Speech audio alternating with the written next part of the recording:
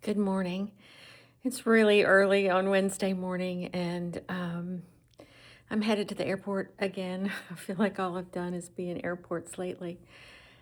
I've had a lot on my mind. I've had so many people coming to me recently in so much pain, and it's not that I don't know it from my own experience. I certainly do. The holidays just amplify everything about us that hurts, the places where we're so wounded, the places we feel so alone and betrayed, and our grief sits in front of us, our trauma sits in front of us, just front and center.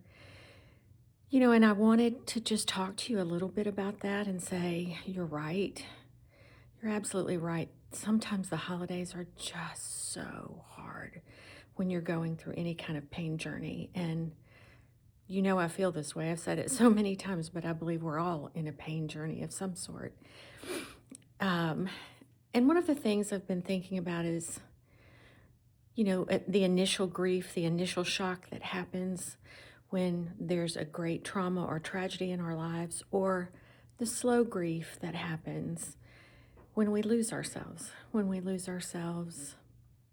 in a marriage, in a divorce, in a business, even when we lose ourselves in success and we lose ourselves in motherhood. Sometimes the thing that we most want, we lose our identity in being so wrapped up in our children, and there starts to be this slow kind of creeping grief because we know we really aren't living. Sorry, my words are all twisted this morning. I haven't had enough coffee. We know that we're not truly living into who we are meant to be, and yet we can't quite unhook what we're in the middle of. But in my mind, there's grief, and grief is a jagged journey. It's not linear. There's the trauma that happens, and trauma, oh my gosh, I could talk for days about this, but the thing I've realized so much in my own journey is that trauma tells us lies.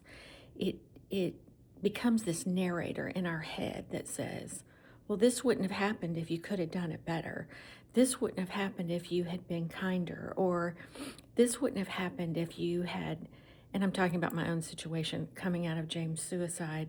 There was that narrator in my head going, you know, this might have been prevented if you'd been a better person, if you'd been more, if you had been enough. I think we all have that awful, terrible trauma narrator that happens to us. But when you begin to heal just a little bit, when you begin to come back just a little bit, you feel that you're breathing again. Maybe there's a little bit of you that says, yeah, I'm still here. I'm still surviving. You begin to go, that crazy run and spin in my head, it's not true. You say to yourself, is that true? No, it's not true. Sometimes the traumas, the horrible things that happen to us, the betrayals, they're not anything that we could have prevented. I'm not trying to let anybody off the hook. I'm just saying when you're in the middle of it, trauma teaches you lies about yourself.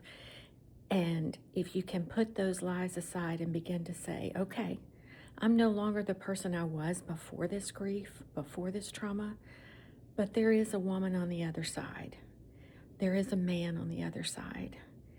There is someone I am becoming in the midst of all the rough stuff that's happened to me. And in the holidays, I feel it worse and more than I've ever felt it before. And I wanted to encourage you too that in the holidays, no matter what you're going through, take a pause. I call it a sacred pause. That space in between heaven and earth that the monks used to call, what was it, a liminal space, or they still call it that. I believe in our journeys, in our healing journeys, sometimes we just have to be still. We don't have to be rushing to try to get well. We don't have to be trying to get into that next relationship. It's just a time to pause and let what's happened just kind of start washing, and just sit in the world. Do what your body calls you to do what your mind calls you to do. Give yourself the space to have a sacred pause. Thank you for listening this morning. I'm headed to the airport and I'll have more a little bit later. Take care.